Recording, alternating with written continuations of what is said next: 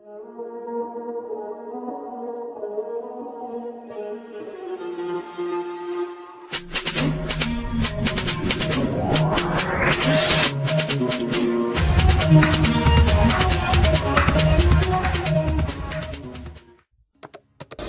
कूफियों के बुलावे के मेहमान थे।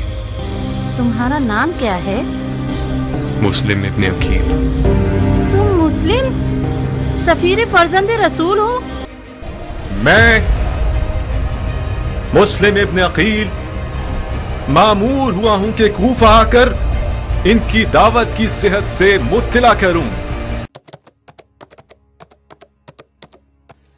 इमाम मुस्लिम ने जब कूफा के हालात देखे कि जोग दर जोग लोग हज़ारों की तादाद में इमाम हुसैन रदी अल्लाह ताला अन्हु के लिए बेते खिलाफत ले रहे हैं, तो आपने फ़ौरन ही इमाम हुसैन रदी अल्लाह ताला अन्हु को एक ख़त लिख भेजा और उसमें कूफा के हालात का ज़िक्र किया और फ़ौरन ही कूफा आने की आपको मशवरा दिया।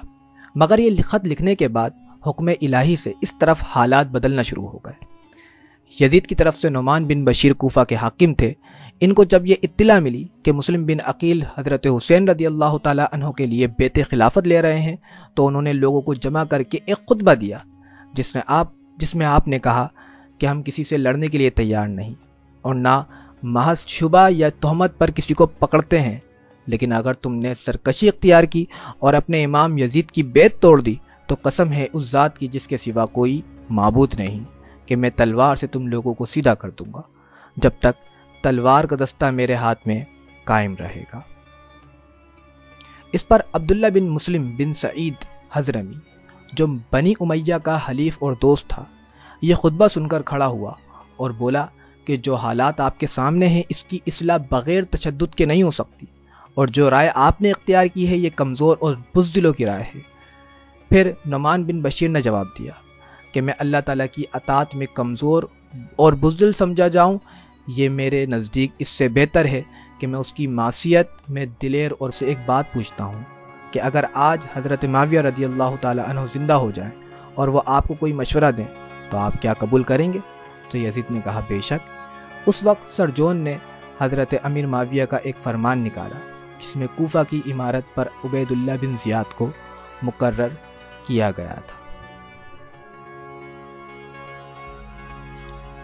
तो यजीद ने इस मशवरे को कबूल करके उबैदुल्लाह इब्न ज़ियाद को कूफा और बसरा दोनों का हाकिम बना दिया और इसको एक ख़त लिखा कि फ़ौरन कूफा पहुंचकर मुस्लिम बिन अकील को गिरफ़्तार करे और कत्ल कर दे या कूफा से निकाल दे।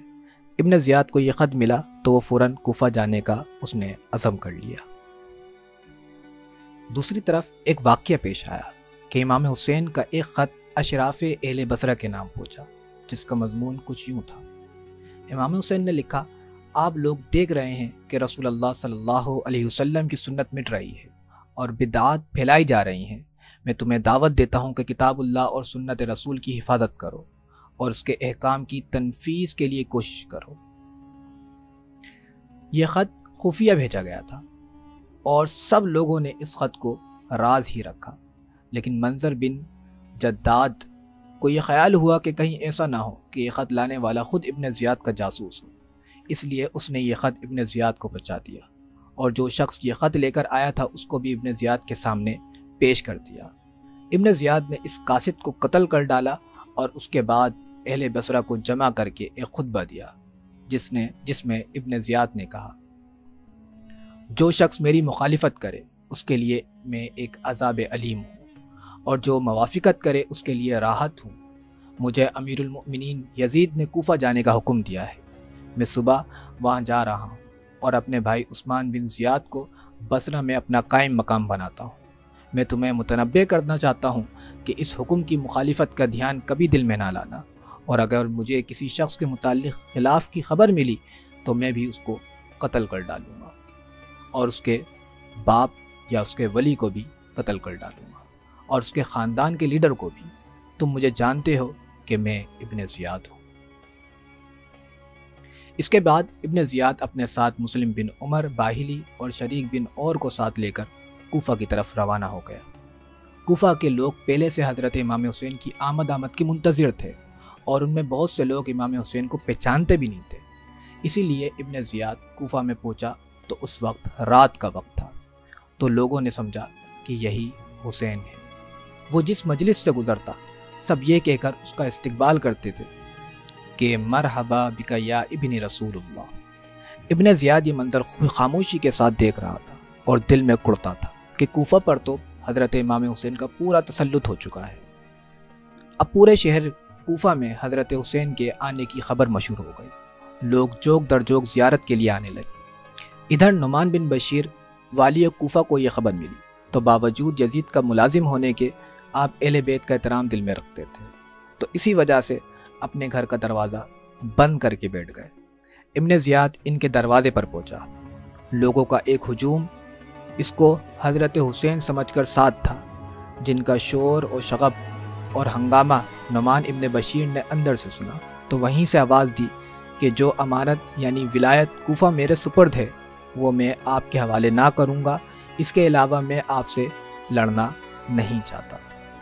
ابن زیاد خاموشی کے ساتھ یہ سب مظاہرے اور والی کوفہ کا معاملہ دیکھ رہا تھا۔ اب اس نے دروازے کے قریب پہنچ کر نعمان کو آواز دی کہ دروازہ کھولو، میں ابن زیاد ہوں، یزید کی طرف سے مامور ہو کر آیا ہوں۔ اس وقت دروازہ کھولا گیا اور اندر جانے کے بعد پھر دروازہ بند کر لیا گیا۔ اگلے روز صبح ہی ابن زیاد نے اہل کوفہ کو جمع کر کے ایک تقریر کی جس میں کہا کہ امیر المؤمنین نے مجھے تمہارے شہر کا حاکم بنایا ہے اور یہ حکم دیا ہے کہ میں تم میں جو شخص مظلوم ہو اس کے ساتھ انصاف کروں، اور جو اپنے حق سے محروم کر دیا گیا ہو اس کا حق دیا جائے، اور جو شخص اطاعت اور فرمانبرداری کرے اس کے ساتھ اچھا سلوک کروں، اور جو سرکشی اور نافرمانی کرے یا اس کی حالت اس معاملے میں متشبہ ہو تو اس پر تشدد کروں۔ خوب سمجھ لو کہ امیر المؤمنین کا تابع فرمان رہ کر ان کے احکام کو ضرور نافذ کروں گا۔ میں نیک چلن لوگوں کے لیے مہربان باپ اور اطاعت کرنے والوں کے لیے حقیقی بھائی ہوں، اور میرا کوڑا، میری تلوار صرف ان لوگوں کے لیے ہے جو میری اطاعت سے بغاوت کریں اور میرے احکام کی مخالفت کریں۔ اب آپ لوگ اپنی جانوں پر رحم کھائیں اور بغاوت سے باز آ جائیں۔ اس کے بعد شہر کے تمام عرفاء، نمائندوں اور لیڈروں کو خطاب کر کے حکم دیا کہ تمہارے شہر میں جتنے آدمی باہر کے پردیسی ٹھہرے ہوئے ہیں، یہ یزید کی مخالف ہیں، ان سب کی تفصیلات فوراً میرے پاس پہنچا دو۔ جو شخص ایسے لوگوں کو رپورٹ ہمیں دے گا وہ بری سمجھا جائے گا، اور جو کسی طرح کی رپورٹ ہمیں نہیں دے گا تو وہ اپنے پورے گھرانے کا ضامن اور ذمہ دار خود سمجھا جائے گا۔ اس میں کوئی شخص بھی ہماری مخالفت نہیں کرے گا، اور جو ایسا نہ کرے اس سے ہمارا ذمہ بری ہے۔ ہم اس کو قتل کر دیں گے، اور جس شخص کے حلقہ اثر میں خلیفہ وقت یزید کا کوئی مخالف پایا جائے گا اس کو اسی کے دروازے پر وصولی چڑھا دیا جائے گا اور اس کا حق نمائندگی سلب کر لیا جائے گا۔